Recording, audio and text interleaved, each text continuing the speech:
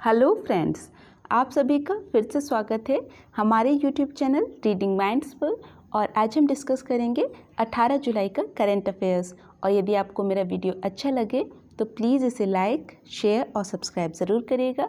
तो चलिए शुरू करते हैं आज का वीडियो। हाल ही में चर्चा में रहा ईगल एक्ट किस देश से संबंधित है? तो यह है संयुक्त राज्य अमेरिका। आइए कुछ और फैक्ट्स देख लेते हैं। ईगल अर्थात ensuring American global leadership and engagement act, यह अमेरिका की विदेश नीति से संबंधित नया कानून है। इसे अमेरिका की कमेटी ऑन फॉरेन अफेयर्स द्वारा प्रस्तावित किया गया है। क्वेड को मजबूती देने और हिंद प्रशांत क्षेत्र में चीन की चुनौतियों का सामना करने के लिए यह नया कानून तैयार किया गया है। क्वेड की बात करें तो यह 4 देशों का समूह है जिसमें अमेरिका, ऑस्ट्रेलिया, जापान और भारत शामिल हैं। क्वाड्रिलेटरल सिक्योरिटी डायलॉग या क्वेड की शुरुआत वर्ष 2007 में हुई थी, परंतु वर्ष 2017 की मनीला में संपन्न एशियन समिट में औपचारिक रूप से क्वेड का गठन हुआ था। अफगानिस्तान में शांति प्रक्रिया स्थापित करने के लिए अमेरिका ने हाल ही में पाकिस्तान, अफगानिस्तान और उज्बेकिस्तान के साथ मिलकर नए क्वेड समूह का गठन किया है। किस देश के पुलित्जर विजेता दानिश सिद्दीकी की हाल ही में तालिबान ने हत्या कर दी है? तो यह है भारत। तालिबानी हिंसा का कवरेज करने के लिए दानिश सिद्दीकी अफगानिस्तान गए भारतीय पत्रकार थे। पुलित्जर सम्मान की बात करें तो यह पत्रकारिता के क्षेत्र का सर्वोच्च सम्मान है जिसकी शुरुआत वर्ष 1917 में हुई थी। यह अमेरिका की कोलंबिया यूनिवर्सिटी द्वारा हर साल प्रदान किया जाता है। वर्ष 2021 का पुलित्जर पुरस्कार भारतीय मूल की पत्रकार मेघा राजगोपालन को अंतर्राष्ट्रीय रिपोर्टिंग के लिए दिया गया है।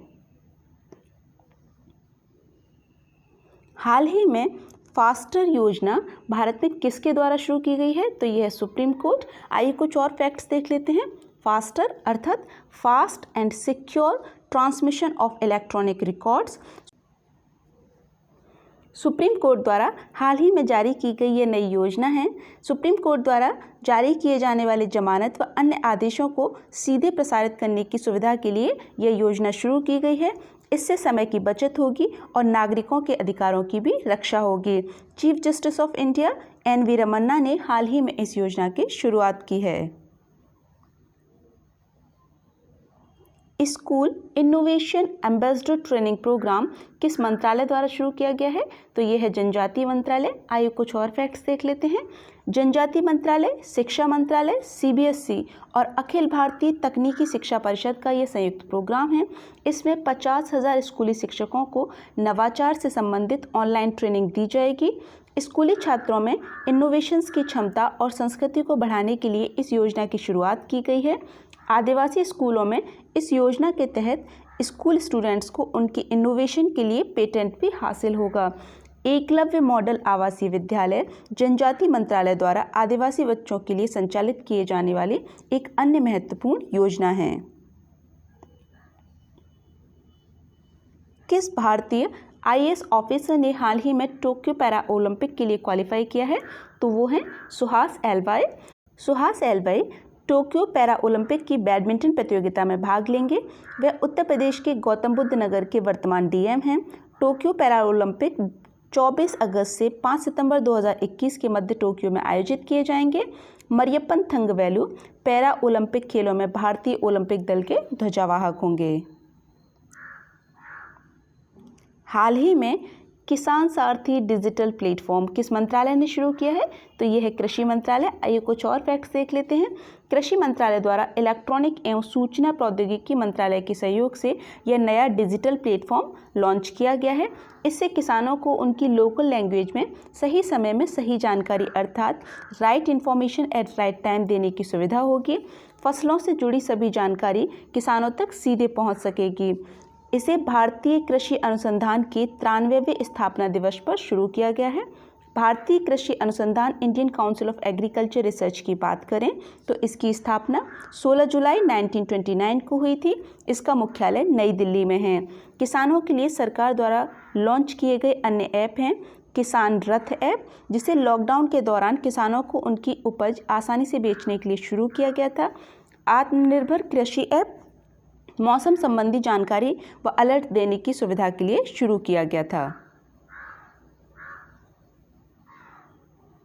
हाल ही में चर्चा में रही कोवी होम क्या है?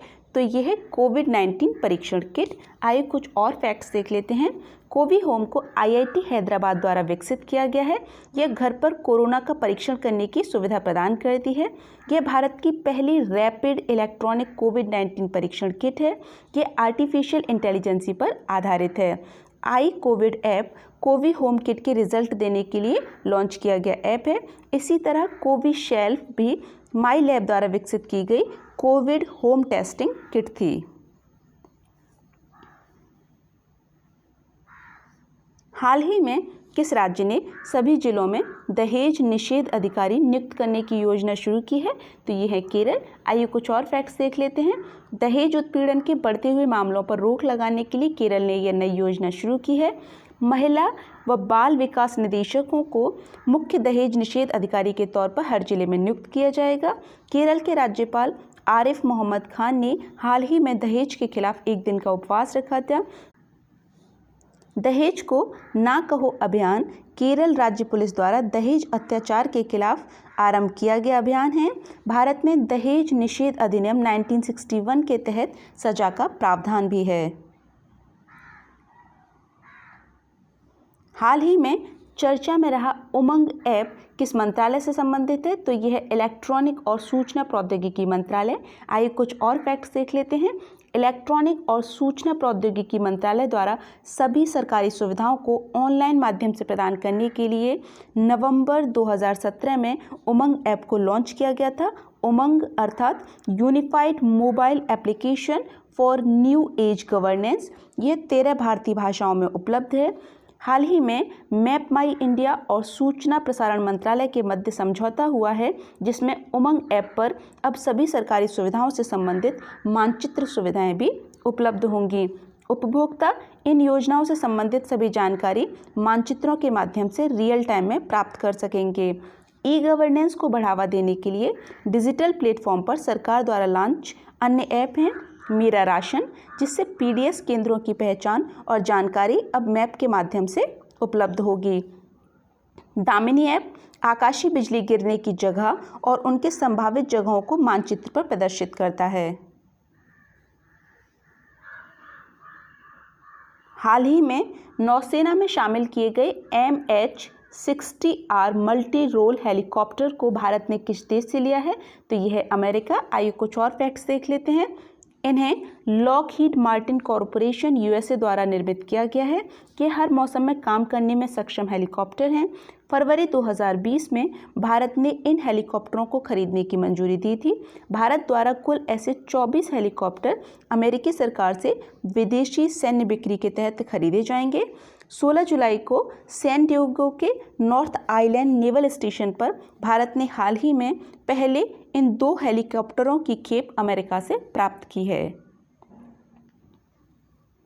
Thanks for watching my video. और यदि आपको मेरा वीडियो अच्छा लगे तो प्लीज़ इसे लाइक, शेयर और सब्सक्राइब ज़रूर करिएगा। मिलते हैं नेक्स्ट वीडियो में।